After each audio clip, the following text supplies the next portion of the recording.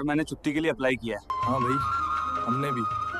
पूरा 1 साल हो गया घर गए हुए। बिल्कुल सही बात है। छुट्टी आ गई भाइयों, छुट्टी मिल गई, अपने अपने घर जा सकते हैं। ड्यूटी ऑफ करके घर जा रहा हूँ यार। जाते ही सबसे पहले माँ को सरप्राइज दूंगा। वो पहचानेगी या नहीं, काफी दिन हो गए ना। Welcome home brother. We are so happy to see you. सब आपने अपने घर वालों के साथ चले गए। सभी के घर वाले स्टेशन पर आ गए थे, सब अपनों के साथ चले गए, पर सिर्फ मेरे ही घर वाले क्यों नहीं आए? ये क्या? मेरे गांव में इतना सन्नाटा क्यों है? ना कोई आदमी, ना कोई आवाज। ये क्या हो गया? मेरा घर बिल्कुल खंडर बन चुका है। मेरे माँ बाप कहाँ गए? अब मैं क्या करूं? मेरे माँ बाप कहाँ गए होंगे? सारे गांव वाले सब कहाँ चले गए? मैं पूरा गांव घूम रहा हूँ। ये आवाज। भैया शिव भैया आ गए। अरे शिव आ गया, बेटा शिव। कहाँ थे तुम? वो सब ठीक है काका, पर मेरे माँ बाप कहाँ हैं?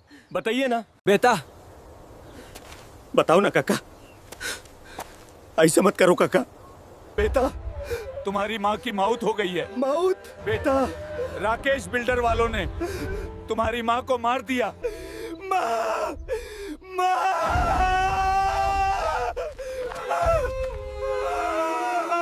बेटा ये वक्त रोने का नहीं है, हिम्मत से काम लेने का है। काका ये सब कैसे हुआ? कौन है ये रमेश बिल्डर?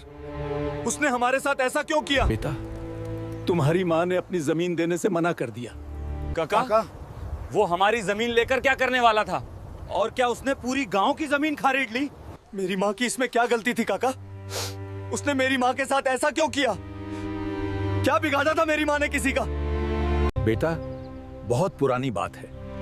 रमेश बिल्डर और उसकी बीवी हमारे गांव से गाड़ी में जा रहे थे। तब अचानक से तुम्हारी भैंस ने उसकी गाड़ी पर गो की पुचपुची मार दी। फिर बस इसी बात से झगड़ा हो गया।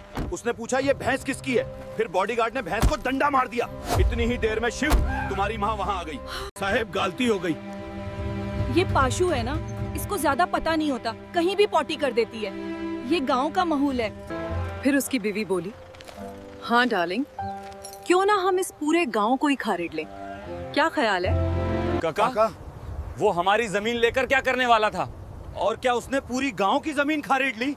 उसने सबको मारा, पिता को बहुत तंग किया और आखिर में हम सब ने उसको अपनी जमीन दे दी। पहले इस बुढ़िया से तो निपट लूं। और का नहीं, चलो जल्दी चलो। फिर वो गाड़ी में बैठकर वहाँ से चला गया।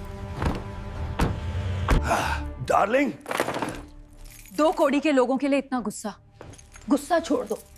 जो मैंने तुमसे कहा। गांव की कच्ची सड़क पर आज अजीब सी खामोशी थी। जिस आंगन में कभी मां की हंसी गूंजती थी, वहां अब सिर्फ जलती चिता की राख बची थी। शिव कुमार सेना की वर्दी में खड़ा था, आंखें सूखी थीं, लेकिन भीतर ज्वालामुखी फट चुका था। उसकी मां को रमेश बिल्डर के गुंडों ने इसलिए मार दिया था क्योंकि उसने अपनी जमीन बेचने से मना कर दिया था। मां आखिरी सांस तक कहती रही थी कि यह जमीन उसके बेटे की पहचान है, इसे कोई छीन नहीं सकता। शिव ने उस दिन रोया नहीं। उसने मां की चिता को सलाम किया और मन ही मन कसम खाई कि वो बदला गोली से नहीं, इंसाफ से लेगा, क्योंकि उसे पता था कि गोली एक आदमी को मारती है, लेकिन सच पूरे साम्राज्य को गिरा देता है। शिव छुट्टी लेकर गांव में ही रुक गया। उसने सबसे पहले उन लोगों से बात की जिनकी जमीन रमेश बिल्डर ने हड़पी थी। कोई डर के मारे चुप था, कोई टूट चुका था। शिव रात भर उनके घर बैठा, उनकी बातें सुनी, सबूत इकट्ठा किए। किसी के पास जमीन के पुराने कागज थे, किसी के पास फोन में रिकॉर्डिंग, किसी ने छुपकर वीडियो बना रखा था। धीरे धीरे एक पूरी कहानी सामने आने लगी, जिसमें सिर्फ उसकी मां नहीं, बल्कि दर्जनों गरीब परिवारों का खून शामिल था। रमेश बिल्डर शहर में बहुत बड़ा नाम था। नेता उसके घर चाय पीते थे, पुलिस उसकी जेब में थी। सीधा टकराव मतलब मौत। शिव को यही सिखाया गया था कि दुश्मन को समझो, फिर वार करो। उसने सोशल मीडिया पर फर्जी नाम से एक पेज बनाया, जहां वो रमेश के प्रोजेक्ट्स की सच्चाई डालने लगा। जमीन के फर्जी कागज, अधूरे निर्माण, मरे मजदूरों की लिस्ट, सब कुछ। शहर में हलचल मचने लगी। लोग सवाल पूछने लगे। मीडिया को पहली बार एक ऐसी फाइल मिली जिसे दबाना आसान नहीं था। शिव ने सबूत एक एक करके अलग अलग पत्रकारों को भेजे ताकि अगर एक दब जाए तो दूसरा सामने आ जाए। रमेश बिल्डर को समझ आ गया कि कोई उसे अंदर से खोखला कर रहा है। उसने अपने गुंडों को गांव भेजा। एक रात शिव के घर पर हमला हुआ, लेकिन शिव तैयार था। उसने पुलिस को पहले ही अनजान नंबर से सूचना दे रखी थी। गुंडे पकड़े गए। पूछताछ में उन्होंने बहुत कुछ उगल दिया, क्योंकि उन्हें नहीं पता था कि उनका बॉस अब उन्हें बचा नहीं पाएगा। शिव ने आखिरी चाल चली। उसने कोर्ट में एक जनहित याचिका डलवाई, जिसमें उसकी मां की हत्या को जमीन घोटाले से जोड़ा गया। इस बार मामला ऊपर तक पहुंच गया। सीबीआई जांच बैठी। रमेश बिल्डर के ऑफिस पर छापे पड़े। करोड़ों की बेनामी संपत्ति निकली। नेताओं के नाम सामने आए। जिस दिन रमेश बिल्डर को हथकड़ी लगाकर ले जाया गया, शिव भीड़ में खड़ा था। रमेश की नजर उससे मिली।